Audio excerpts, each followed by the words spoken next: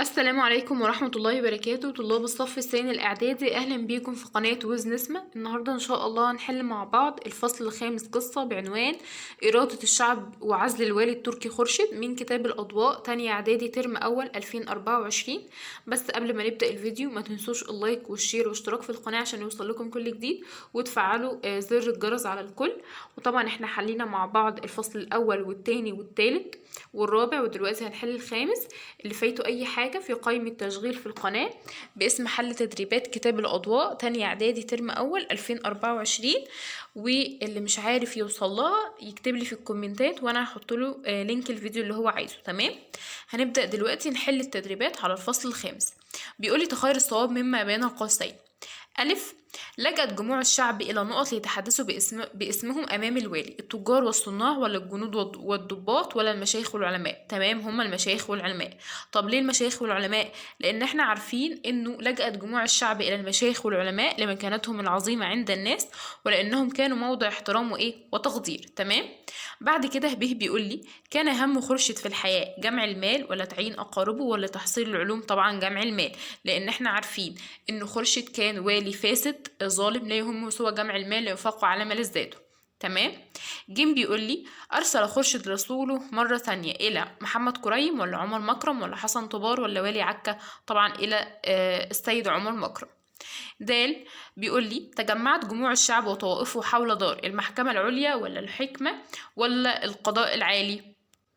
طبعا حول دار المحكمة العليا. وطبعا احنا عارفين ان المطالب هي خروج الجنود الاجانب من البلاد، وعودة المواصلات بين الوجهين البحري والقبلي، وعدم فرض ضرائب جديدة دون موافقة زعماء الشعب. تمام.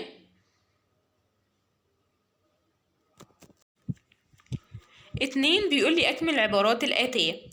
ألف: عزل السلطان التركي واليه خورشيد لسببين. طبعا السبب الأول بسبب خطأ سياسته واستجابة لمطالب الشعب ولتهدئة الشعب المصري. ب بيقول لي انتظر الشعب وقعة واحدة ليعلن ثورته فوقعت الوقعة. طبعا الواقعة كانت في مايو 1805، ان هو اعتدى جنود هذا الوالي اللي هو خورشيد على الاهالي اعتداء مؤلم، فشعر الشعب انه ليس من الكرامة السكوت على تصرفات هذا الوالي، فبالتالي لجأوا الى المشايخ والعلماء الذين قدموا مطالبهم لهذا الوالي. تمام. جيم بيقول لي من مطالب الشعب عدم فرض ضرائب إلا بعد موافقة العلماء وزعماء الشعب. وعارفين إن الطلب الأول هو خروج الجنود الأجانب من البلاد، والطلب الثاني عودة المواصلات بين الوجهين البحري والإبلي. لازم نبقى حافظين المطالب كويس. تمام. ده بيقول لي عندما رفض خورشيد مطالب الشعب قرر العلماء عزله. تمام. بعد كده 3 بيقول لي ضع علامة صح أمام العبارة الصحيحة وعلامة غلط أمام العبارة غير الصحيحة. ألف: لم يستجب السلطان التركي لمطالب الشعب المصري. طبعا غلط، لأنه استجاب لمطالب الشعب المصري، إن احنا عارفين إنه أمام إصرار الشعب المصري لم يجد السلطان التركي إلى أن يعزل خورشيد استجابة لهذا الشعب. تمام. به بيقول لي كان خورشيد حاكما عادلا. طبعا كان فاسدا وليس عادلا. جيم بيقول لي يرفض الشعب المصري الخضوع والاستسلام للطغاة. طبعا صح. دال لجأت جموع الشعب الثائرة ضد خورشيد إلى المشايخ والعلماء. طبعا صح، واحنا قلنا إنها لجأت إلى المشايخ والعلماء، أو لجأ الشعب إلى المشايخ والعلماء. ليه؟ تمام، لمكانتهم العظيمة عند الناس ولأنهم كانوا موضع احترام وتقدير. بعد كده بيقول لي من يكون. ألف: كانت لهم مكانة عظيمة ولجأت إليهم جموع الشعب للثورة ضد خورشيد للسائلين هم المشايخ والعلماء. ب قال كيف لا تطيعون أولي الأمر منكم وأنتم رجال الدين؟ طبعا ده رسول خورشيد. تمام كده. بعد كده جيم بيقول لي من يكون عزل خورشيد عن منصبه تهدئة لثورة الشعب المصري. طبعا هو السلطان التركي.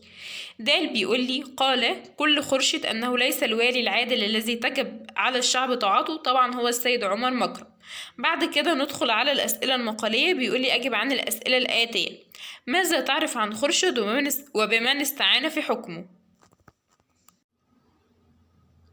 هنقول خورشيد هو والي تركي فاسد ظالم مستبد، صار الشعب المصري ضده وحاصر قلعته حتى عزله سلطان تركيا، واستعان بحكمه بجنود غير مصريين لا هم لهم غير السلب والنهب والإضرار بالناس.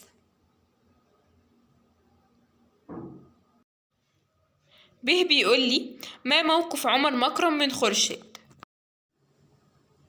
هنقول كده لم يطع خورشيد لأنه حاكم ظالم مستبد لا يعرف غير السلب والنهب والتعذيب، وسلب من الشعب حريته وكرامته، وقال له الطاعة لا تجب إلا للوالي العادل، أو قال له نحن لا نطيع إلا الوالي العادل. تمام. بعد كده جيم بيقول لي لماذا صارت مصر على الوالي التركي خورشيد؟ بسبب أعماله الشريرة وتصرفاته السيئة، فقد كان فاسدا ظالما مستبدا قاسيا لا يحب الشعب المصري ولا يعرف الرحمة بالناس، وكل همه جمع المال لينفقه على ملاذه، واستعان في حكمه بجنود غير مصريين.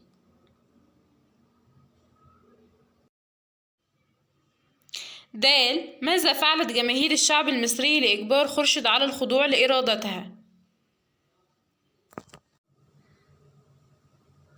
طبعا حاصروا قلعته معلنين عن عدم التخلي عن مطالبهم، واحنا عارفين ان المطالب هي خروج الجنود الاجانب من مصر او من البلاد، وعودة المواصلات بين الوجهين البحري والإبلي، وعدم فرض ضرائب جديدة دون موافقة زعماء الشعب. وقلت لازم نبقى حافظين المطالب دي كويس جدا. تمام. بعد كده بيقولي ما الواجب على الحاكم تجاه شعبه؟ هنقول الواجب عليه هو أن يرعى حقوقه ويحافظ على أمواله وتوفير الحياة الكريمة له ولأفراد الشعب وعدم ظلمه له.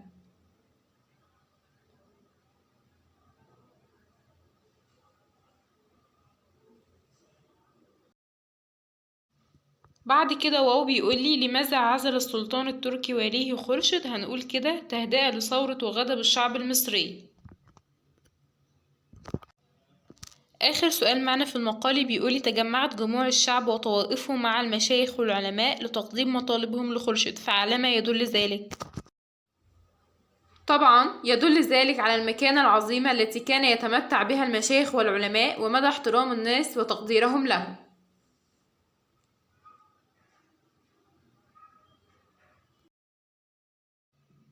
بعد كده عندنا تدريب تراكمي على الفصل أو على الفصول من الفصل الأول للفصل الخامس. بيقول لي اختر إجابة صحيحة مما بين القوسين. تم احتلال الفرس لمصر في القرن نقط قبل الميلاد الرابع ولا الخامس ولا السابع ولا الثامن؟ طبعا احنا عارفين ان تم احتلال الفرس لمصر في القرن السابع قبل الميلاد.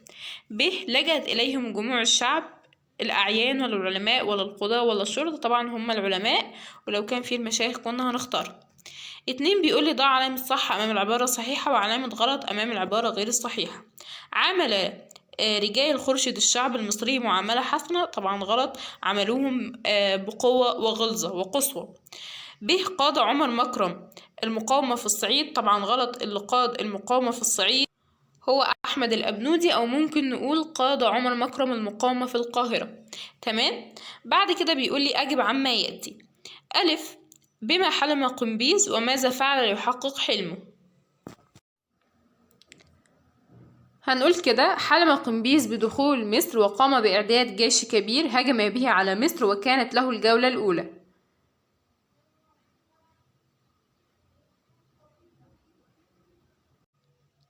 ب ما المعركة التي هزم فيها لويس وماذا كانت نهايته؟ طبعا هنقول هزم لويس في معركة المنصورة وكانت نهايته أنه قبض عليه وسجن بدار بن لقمان، ثم أخلي سبيله بعد دفع فدية كبيرة. تمام.